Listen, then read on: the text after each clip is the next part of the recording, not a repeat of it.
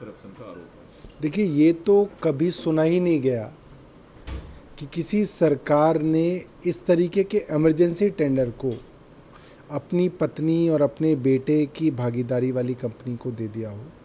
ये कभी नहीं सुना गया। मतलब करप्शन की बहुत सारी बातें सुनी गई, ये इस तरह से जो नहीं सुना गया। और मुझे लगता है कि इस पे उच्च स्तरीय जांच होनी चाहिए।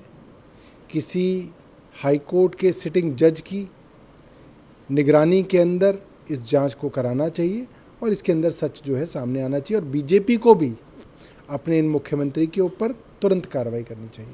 तो आप लोगों ने डिमांड सारी सत्येंद्र जैन की हुई है, तो फिर बीजेपी क्यों नहीं अपने नेता को सलाखों के पीछे भेज रही है? बिल्कुल, अगर इस तरीके की बात सामने आ रही है तो इसके अंदर जिस तरीके से सत्येंद्र जैन साहब को कहा गया है कि साहब हमें इंटेरोगेशन करेंगे तभी तो हमारे पास सबूत आएंगे, तो उस हिसाब से तो इनकी इंटेरोगेशन करने के लिए भी इनको गिरफ्तार करना चाहिए। लेकिन वो हम लोगों की जान बचाने के लिए 1500 पीपीई किट मुफ्त में दान दिए, और जो आरोप उन पर है इस मुतालिक वो आप लोगों के खिलाफ आपराधिक मानहानि का मुकदमा दायर करेंगे। देखिए, ये दोनों चीज़ें जो हैं अलग अलग हैं।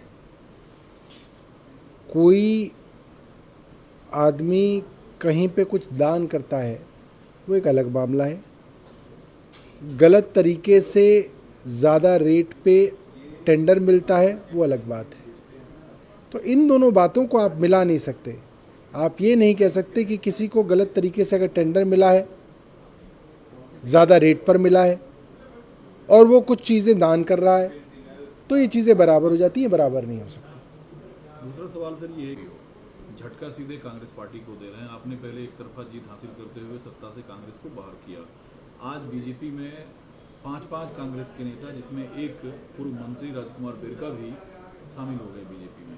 देखिए, हम ये बात पिछले कई वर्षों से कह रहे हैं कि कांग्रेस अब हिंदुस्तान के अंदर ख़त्म हो रही है। धीरे धीरे कांग्रेस जो है हर राज्य से लुप्त होती जा रही है और अब का जो चुनाव आएगा उसके अंदर कांग्रेस की तरफ जो है मुझे नहीं लगता कि कोई खास वोट शिफ्ट होगा। ज़्यादातर लोग भाजपा के अलावा एक दूसरे विकल्प की तलाश कर रहे हैं। कांग्रेस वो विकल्प नहीं है। मिलते हैं, इस मुलाकात को उनको न्याय दिलाने के अलावे राजनीतिक कंसर्न से आप कैसे देखते हैं? देखिए, मैं ये समझता हूँ कि बीजेपी के प्रवक्ता ने कई बार सिद्धू मूसेवाला को आतंकवादी कहा, आतंकवादी से जुड़ा हुआ आदमी बताया, खालिस्तानी बताया।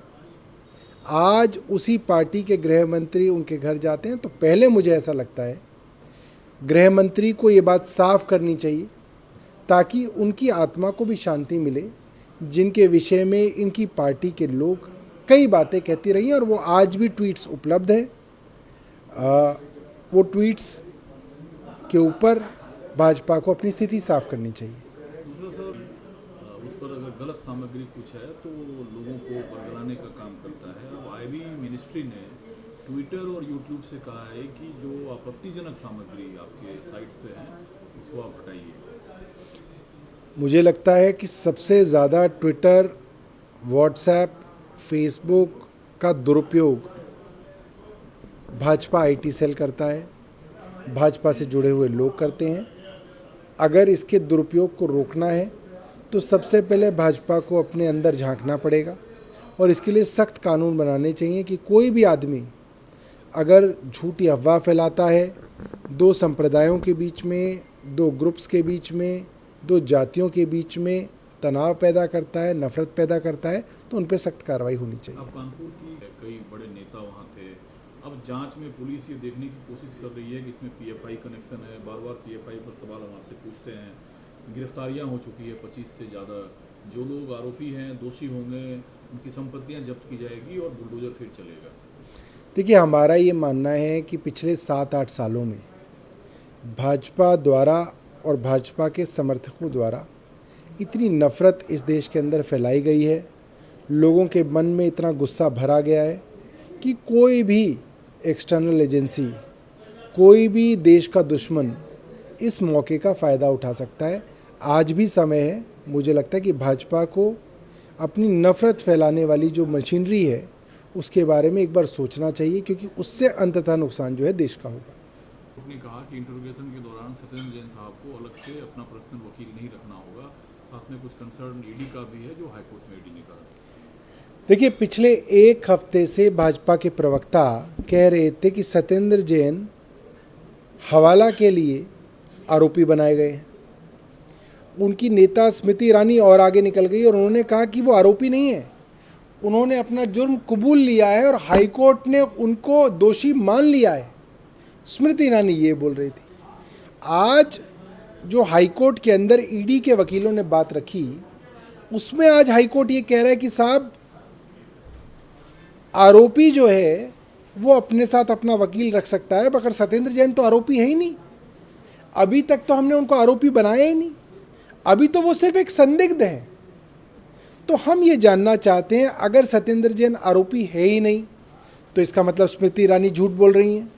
भाजपा के प्रवक्ता पिछले एक हफ्ते से जो टीवी चैनल्स पे सत्येंद्र जैन को देशद्रोही बता रहे हैं, वो सब झूठ बोल रहे हैं, या आपकी ईडी झूठ बोल रही है। तो आज जो है भाजपा का जो झूठ है, जो झूठ का पुलिंदा ये पिछले एक हफ्ते से बांध रहे थे, वो एक्सपोज हो गया। ईडी ने आज कोर्ट में कह दिया कि अब तक सत्येंद्र जैन के खिलाफ उनको कोई ऐसे सबूत नहीं मिले जिससे वो उसको आरोपी बनाएं। वो आरोपी तक नहीं बने, मतलब जुर्म सिद्ध होना तो बहुत आगे की स्टेज है, अभी तो उन्होंने उनको आरोपी भी नहीं बनाया। नमस्कार, मैं हूं मानक गुप्ता। अगर आपको हमारा ये वीडियो पसंद आया हो तो इसे लाइक और शेयर जरूर करें, और हाँ, हमें सब्सक्राइब और फॉलो करना ना भूलें, ताकि आप देश और दुनिया की कोई खबर मिस ना करें। तो जुड़े रहिए हमारे साथ और देखते रहिए News 24।